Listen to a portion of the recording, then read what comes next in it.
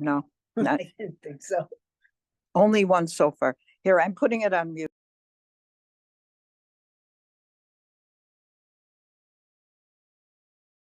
Yeah. Okay. I won't make that much noise.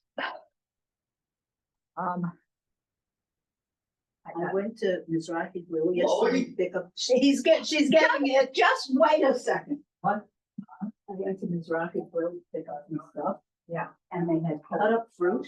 Yeah. On sale, 2 for $3.99, this big. Oh, wow, all of melon, so happy. Oh. What are you talking again?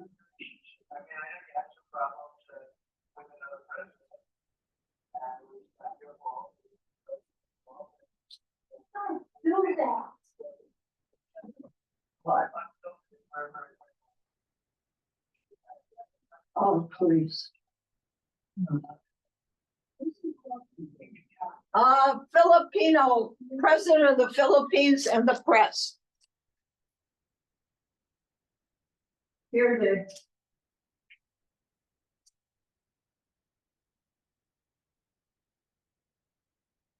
See? Oh. Here it is again.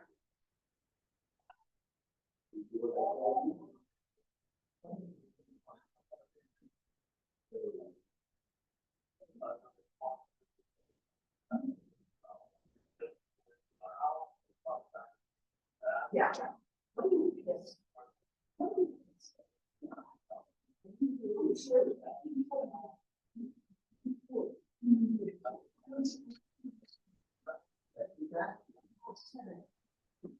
Good morning. Good morning. Good morning. All right, I don't know if you can hear me. Oh, I hear you. I hear you. Hello, hello. Hi. Okay, go ahead. you have 2 out of 3 of us. Yeah, There you go. maybe Estelle. Oh, well. We'll see.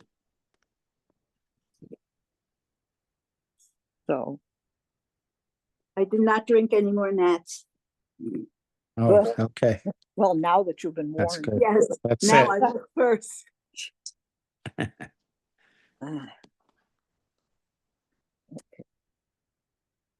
All right, we're going on mute. Okay. We're gonna let you talk. Okay.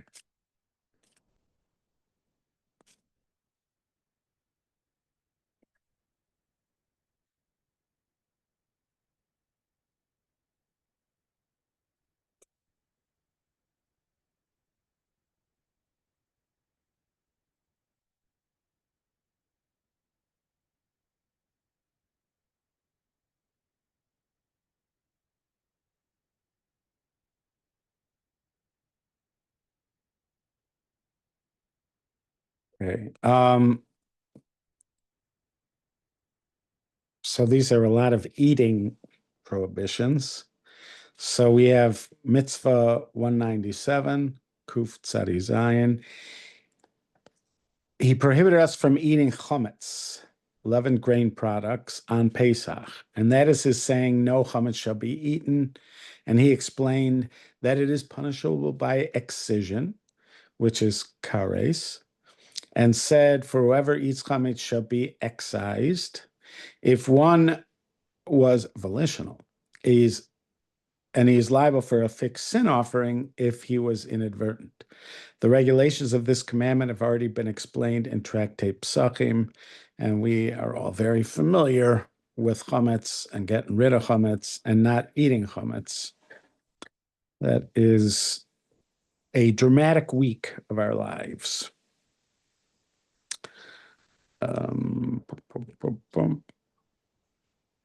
Yeah, so it is a very serious penalty. And because of that, if you do it by accident, it's a sin offering. Again, sin offerings are only for prohibitions that are chores level that you do by accident. If you did something else by accident, like if you ate a cheeseburger by accident, you don't bring a sin offering.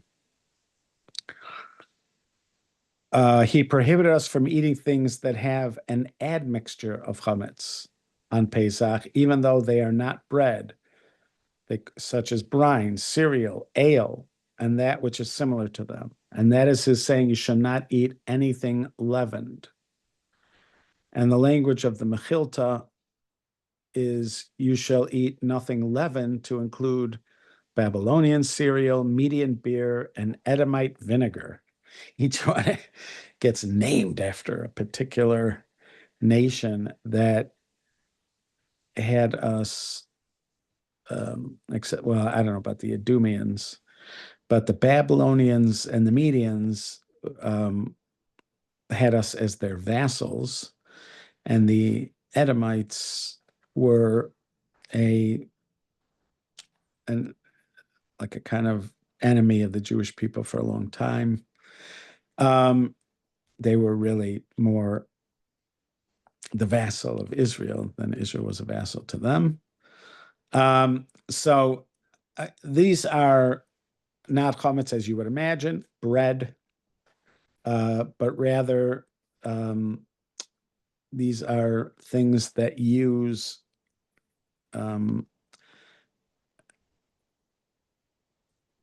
chametz, but it's interesting. This kutach habavli comes up a lot in the Gemara. I think it was made with yogurt and grains, some kind of milk product and grains, and yeah, beer and vinegar. The actual word for vinegar is chometz.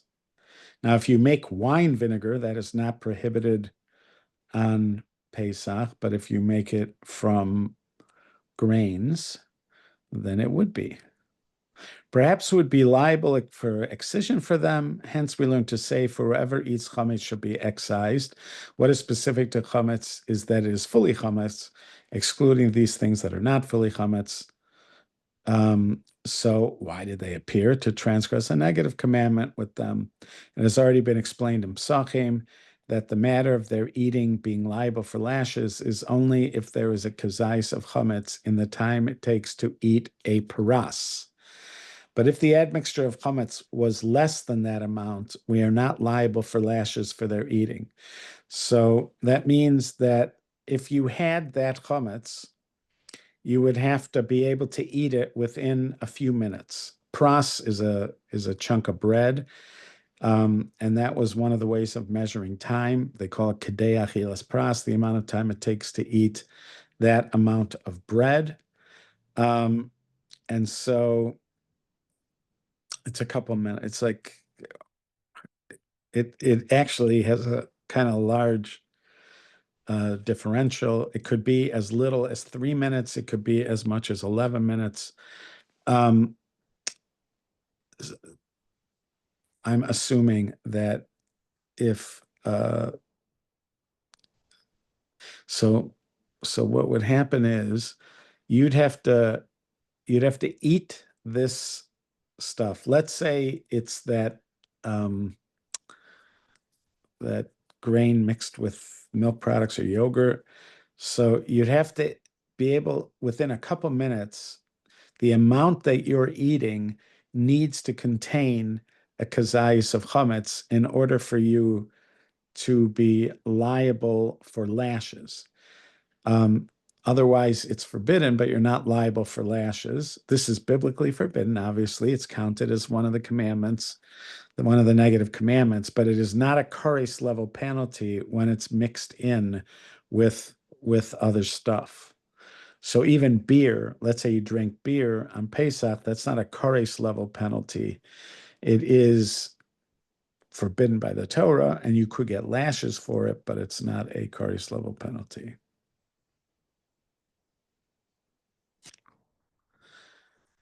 He prohibited us from eating chametz after midday of the 14th day of Nisan, and that is his saying, do not eat chametz on it. And the referent on it refers back to the Pesach lamb that we are obligated to slaughter in the afternoon of the 14th day of Nisan. And he meant that from the time of its slaughter, from when the time of its slaughter arrives, do not eat chametz. The Gemara in Psachim says, from where is it derived that one who eats chametz on the 14th from the 6th hour and onward transgresses a negative commandment? As it is stated, do not eat chametz on it. So that's actually biblically forbidden. He's counting that as a separate mitzvah. Mitzvah number 199 is the mitzvah, the negative commandment to not eat after midday on the 14th. So when we've spoken about Pesach, sometimes we talk about it as a kind of mashup of two themes or two, almost like two holidays that are mashed together.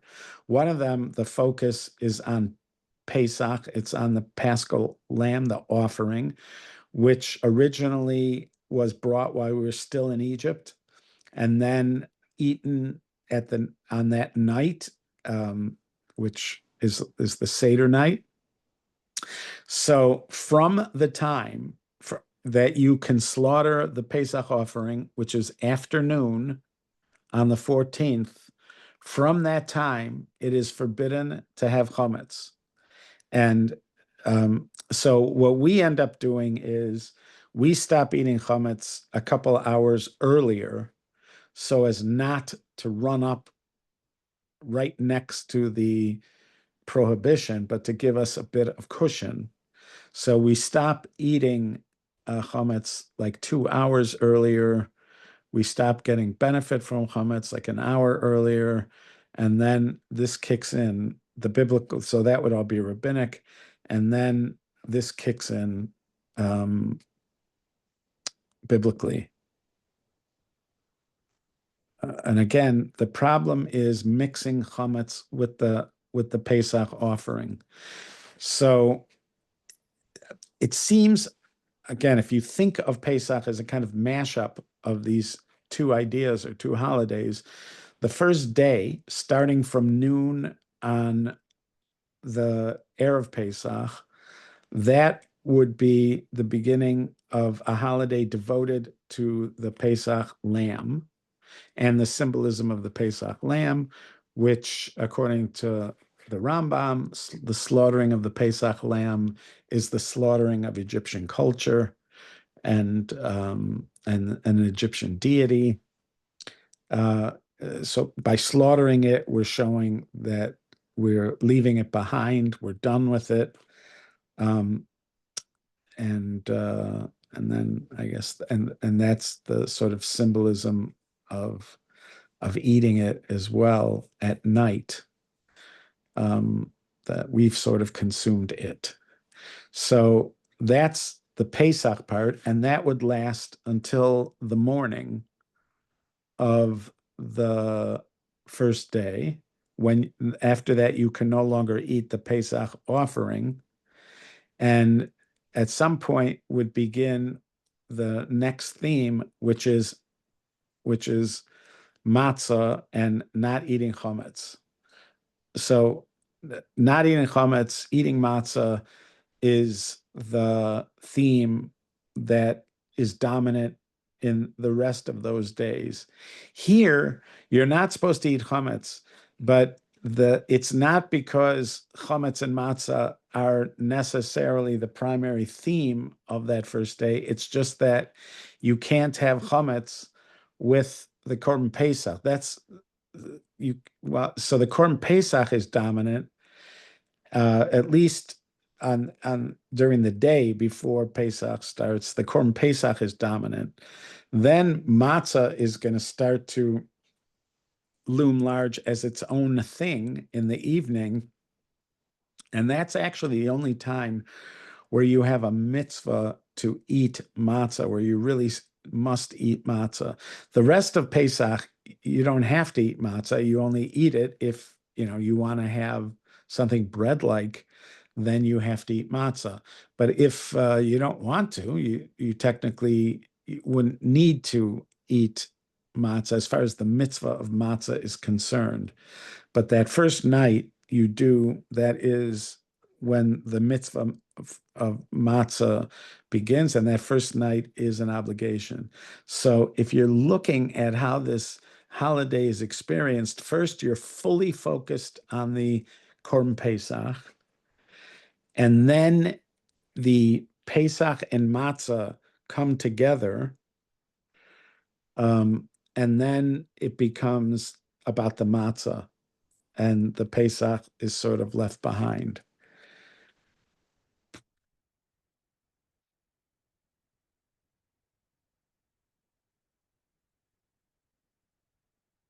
Everyone, however, holds that the prohibition of chametz from the 6th hour and onwards is from the Torah law, and so do we find it in all of exact versions of the Talmud that are read in front of the elders of the Talmud. Now, what does he mean by that phrase? All right, so I believe what he means here is that there were competing texts of the Talmud. I mean, it was not the entirety of the Talmud, but there are areas where you might have something in one printed Talmud and you don't have it in another version, another printed Talmud. So this this difference in text is called nusach. Nusach. So there were certain volume. There were just like they did with the Codex, with what became known as the Aleppo Codex. So the Aleppo Codex is Tanakh. The idea of a codex is you have Tanakh printed exactly. In the case of the Aleppo Codex, it also has vowels for pronunciation and trup for the note, the singing notations. But it's going to be what you compare a Torah to in order to determine if a Torah is correct. If the Torah is missing a word, how do I know it's missing a word? Because I compared it to a codex, or I compared it to a text that itself was written based on the codex.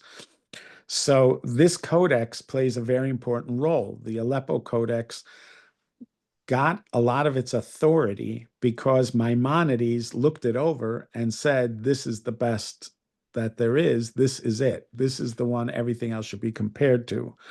So it was, I think, originally written like 800s or 900s in Tveria by Masoretes, people who it was their whole life to know the correct way of writing Torah and the pronunciation, etc. So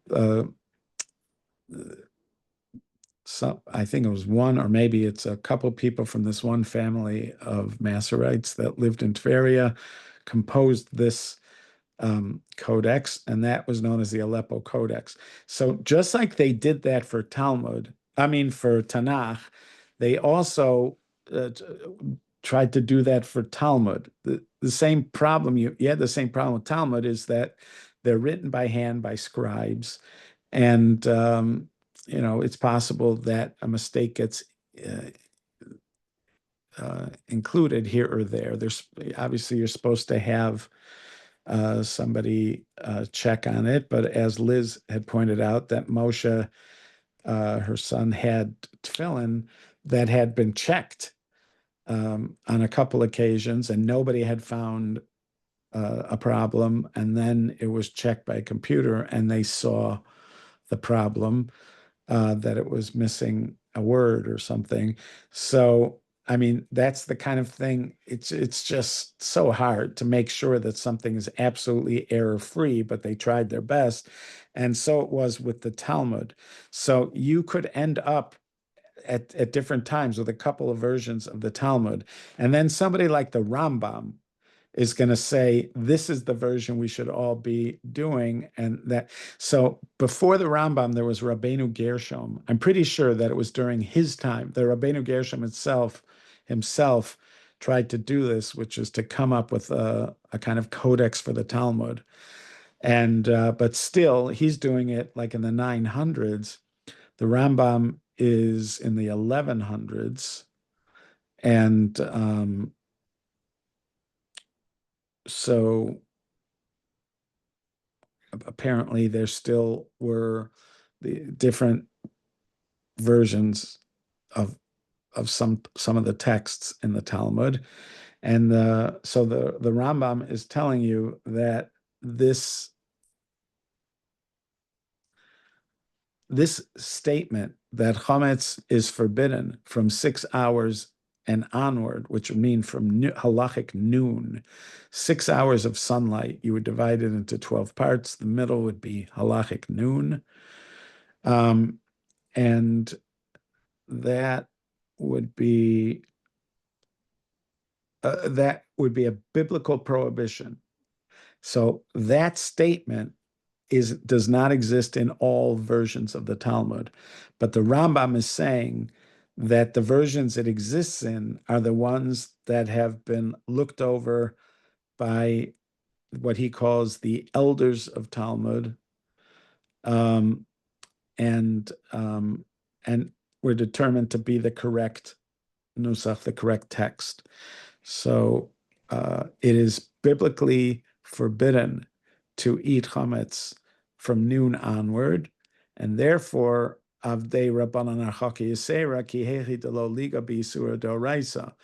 And then the more distance was put in. In other words, there's a rabbinic prohibition to eat chametz even before that, to make sure that you don't accidentally cross into the 6th hour eating chametz. Misha avar v'achal chametz achar chatzos loka. And somebody who transgresses and eats chametz after noon on Erev Pesach would get lashes. Ukvar yispar dine mitzvah zu b'tchilas psachim, and this mitzvah was explained in the beginning of the tractate Psachim, and also the Rambam has it in his section called Chametz Umatzah. Here's another chametz-related prohibition. Hizhiranu shelo yeroeh chametz b'chol gvulenu shivas yamim. So we are warned that chametz should not be seen in our borders for 7 days. V'amru v'lo yira lecha chametz v'lo yira lecha saor b'chol gvulecha shivas yamim. So either chametz or saor should not be seen in your boundaries for 7 days. Saor, when saor is put with chametz, typically the saor is understood to be like the intense chametz. So for instance, if you're making sourdough bread, the way you make sourdough bread is you knead flour and water together until you get like a dough. And then you add to that dough a starter dough. That starter dough is densely infused with yeast, bread yeast. And so once you mix that starter dough in with the other dough, the yeast acts quickly and it puffs up the dough. The carbon dioxide emissions of the yeast blow up the bread and cause the bread to rise.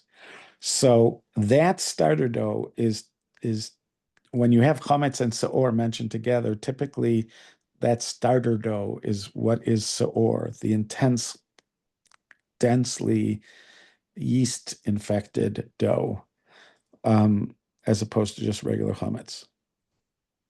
Kalomar ein hefresh bein chametz v'saor. As far as prohibition goes, there's no halachic difference between chametz or saor.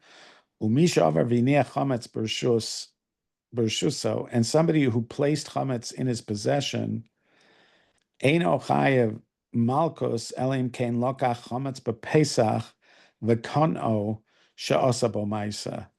So if I left chametz in my possession, so for instance, let's say I had a chametz room and I put all my chametz in that room before Pesach, and then I just left it in that room without selling the chametz, I would transgress this prohibition, but I wouldn't get malchus because it's passive, it's not active. And we said one of the criteria for lashes is that you actively transgressed. But if you passively transgress, even though it's still prohibited, you've still done something wrong, but there is no malchus.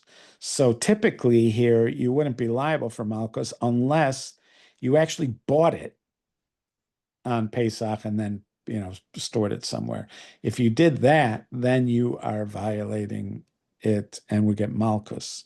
B'loshen HaTosefta, HaMeshayar Chametz BePesach VaMakayim Kloya Kerem Eino Loka. So it says in the Tosefta, which is Breita material, which means it's from the time of the Mishnah, but it wasn't included in the Mishnah. It says if somebody leaves Chametz on Pesach, or somebody allows forbidden mixtures within a vineyard. So even though when the transgression finally happens, it's passive. It has to grow in order for it to become forbidden. So it's just planting it itself is not a prohibition. It's the growing of it that's a prohibition. And when it's finally happened, you're now in a passive state. Same kind of thing with just keeping your chametz on Pesach, not selling it or destroying it. So that's also a passive transgression, and therefore you don't get malchus because you only get Rabbi? lashes. Yeah, go ahead. Is that even though you don't get malchus, is that a worse transgression because you own it? You haven't sold it. It's in your possession, in your house, in your room. Right. So that is the prohibition, having it in my possession. So I am directly violating a prohibition in the Torah, but there are some times when prohibitions in the Torah don't get lashes. The fact that I don't get lashes does not mean that I haven't violated a Right. prohibition. For instance, Right. like theft, stealing is a very serious prohibition, but you don't get malchus for it. The reason you don't get malchus over there is that you can fix it by returning it. So since you can fix it by returning it, they don't actually you don't get malchus for it. So that the fact that I don't get lashes should not be taken as an indication that it's somehow less serious. But it is a fact that I'm not getting lashes for it. So what would be, I mean, you just confess that, I don't know. You do What would tshuva. be the punishment? You don't get lashes and it's a terrible, So you do tshuva. prohibition. You have to do tshuva. If you, Okay. I mean, there are certain transgressions where, you, sometimes the Gemara will say that you'll get like a natural, something will happen to you that will be in place of that. Karma? Yeah, that kind of thing. Yeah, That kind okay. of thing.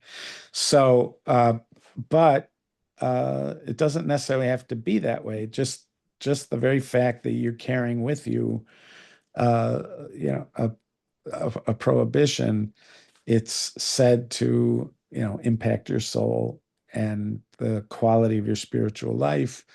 And there's some kind of something has to be done. Either I'm going to do tshuva, or there's going to be something that's done after I die in order to repair the damage that did, because it is said to cause spiritual damage to some degree when I transgress. So, but a person can always do tshuva. It's what Yom Kippur's for. There is, again, we've seen discussion where there's an opinion of Rebbe Yehuda that it seems like Yom Kippur alone atones for a lot of these transgressions, even if the person doesn't necessarily, have intent to fully. The they're not doing the work of fully repenting before Yom Kippur. Yom Kippur could still work to cleanse it, according to him. According to those who argue on him, no, it needs tshuva. Once you've done tshuva, then Yom Kippur can erase it. Was that was that the Rambam's view? Which Or part? they- Which part? The thing that I mean, the Rambam does distinguish between punishments that you deserve but you don't get. We saw that. The blatant example of Kiddush Hashem. You don't do Kiddush Hashem, you do Chilul Hashem. You've violated one positive mitzvah and two negative mitzvahs, but there's no punishment. We saw by Beis Din, or so he's right. But the punishment from heaven, there's many things where we speak of. It's called Misa b'dei Shemaim, death from heaven. Yeah, but he says explicitly. He says by a call to Homer, you learn one from the other. If it can't be done by man, it can't be done by God. Or no way. No way. Huh? There's no way he says that, because if there's so many places where it says you're liable for kores, or you're liable for death from heaven. Those are all cases where the courts, where there's no punishment by the court. Let's say eating on Yom Kippur, there's no punishment by the court, but the person's going to get kores. Yeah, I know. It's death from heaven. I know, but we read it together, and he explicitly said that you're not punished either by heaven or by it. Well, no, I'm saying it's there. No, there might be something like that, but there's many times when you can't be put to death by man, but you'll be put to death by heaven. Even the Gemara says that if there was from some technicality, the guy's not put to death for killing somebody, then he'll be killed, by some natural thing through heaven. I know, I understand some commentators, but not commentators. Not commentators. I'll show you. It's a Gemara. It's a Gemara. This is explicitly in the Rambam. I know you think it is, but there's no way it can be in there. Good. But I'm looking forward. I showed it to you. No, I don't remember this at all, and I refuse to accept it. But unless you, of course, show it to me, then you show it to me. I will accept it. Torah. No, there's Hilchos Tshuva also. Where did you see it? In Hilchos Tshuva or in Hilchos Yesodei Torah? Yesodei Torah, and he's all explicit. Right. Okay, I just want to be clear. I just want to be clear right now. What you're not arguing saying about? Yeah. Yeah, I just need to be clear about what we're disagreeing on. Right. There are times when the punishment is called either kores or death from heaven. In those cases, you agree that, so for instance, eating chametz on Pesach or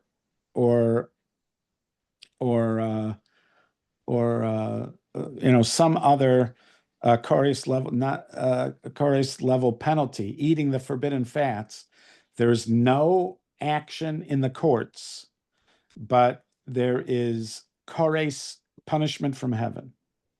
And there's also instances where there's what's called Misa b'dei Shemaim, death from heaven. There's certain prohibitions that have what's called death from heaven, which is somehow technically different than kores. So you agree with that even though there's no it's not me. I'm talking about what I read. I'm trying to figure out what we're arguing about. That's what I'm trying to figure out. Because when you find what's written, it has to be that it says what we're arguing about, not something else. So I need to stipulate what you agree with me on and what you're disagreeing with me on. All I'm saying is that the Rambam No, you're not. This is not, you're not going to accomplish what we need to accomplish here, because you're going to go find some Rambam that is not saying anything about what I'm talking about. That's what I'm trying to clarify now. Okay, David, what are you saying Specifically. exactly that the Rambam said? No punishment at all? Or something? That there's no such thing as chores. Is there no He said such that- thing as chores according to the Rambam? No, there is courage, but not. How is there chores? Because he exempts everything because of onus. Anything that you do under onus, according to the Rambam, you don't get punished for. Fine. All That's right, not you what we're brought up talking something about. different. That's not what we're talking about. We're not How talking many about were we under duress. I'm talking about the guy, something happened, and there's a technicality that the court can't punish him. Let's say like Geneva, theft. The court cannot punish the guy because he could always return it.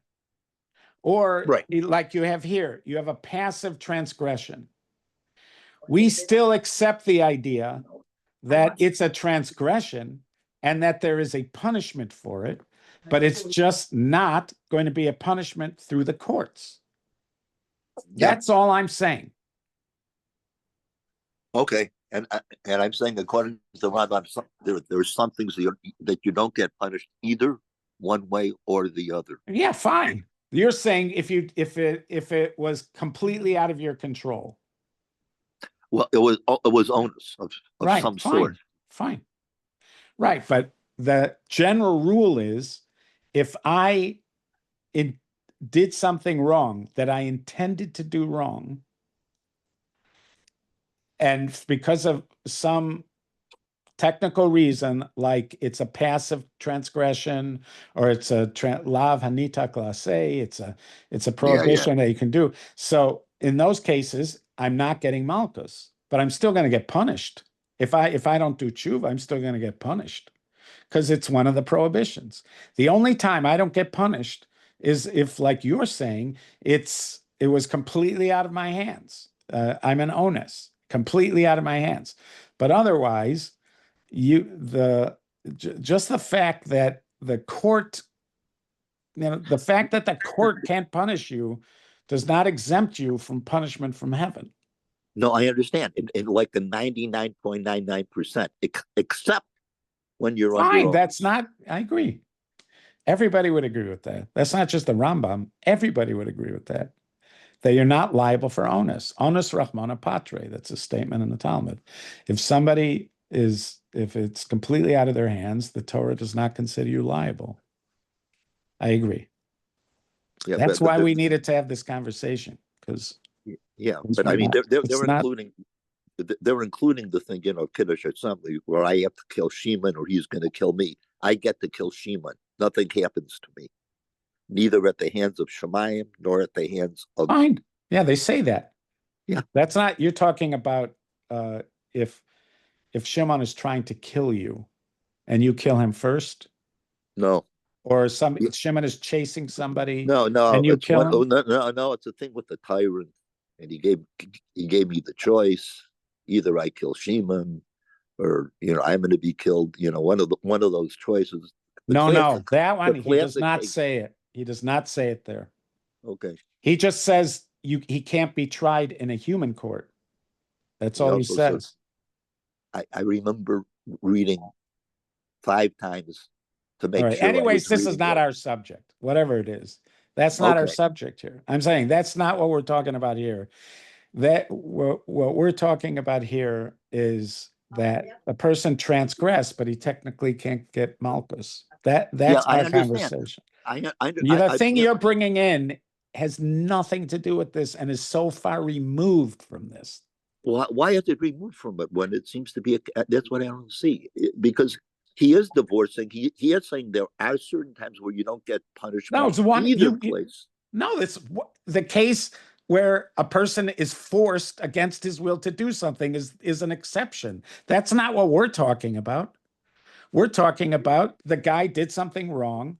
Technically, he's not going to get malchus, and that's the kind of case we're talking about. We're not talking about an onus case, case. Yes. I'm just saying there's no necessary connection since there are exceptions. You can't. There is that exception is is so far removed from these cases. I'm saying that in other words, that and for a completely it's like if you brought in Tinok Shanishpa, there is, like a captive child. You're bringing in cases where they are remote exceptions to the system of law. But in the system of law, the Rambam has shown us there are many times when a person has transgressed, but they're not going to get malchus.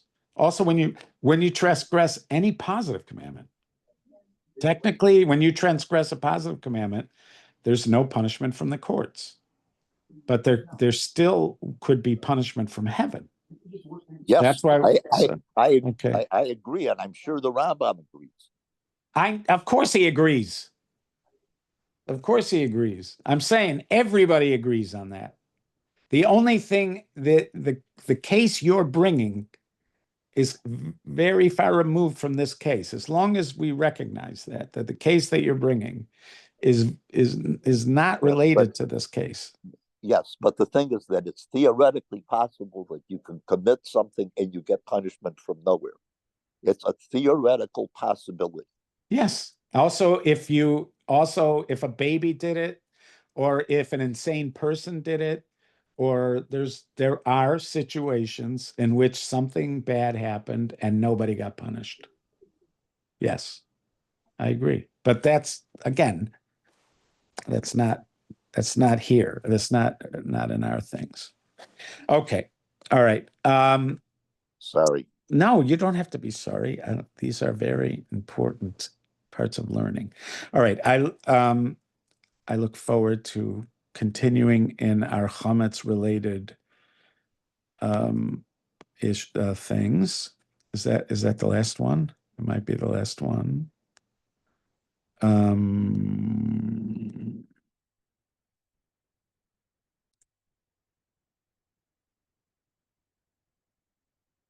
What are we saying? This is it, right?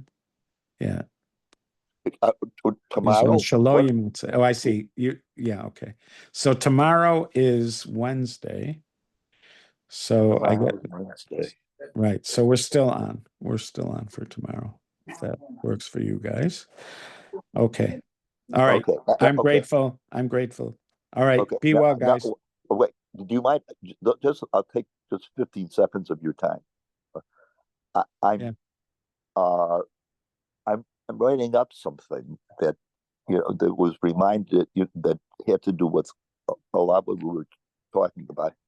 I'd just like you to contemplate without giving me any, but just contemplate the following. We have a rule in Sanhedrin that if I have what I'm going to again call a privileged majority, a greater majority. I'm not going to define the term, whatever it is, that they can overturn the rule of the previous under certain conditions. Under certain conditions, yeah. Okay. The question is this rule itself, which you may call a meta rule, is this itself subject to revision? And if it's subject to revision, is it subject to revision by the rabbis, or do they have to find a Torah source from it so that it has more force than the other? That's the question.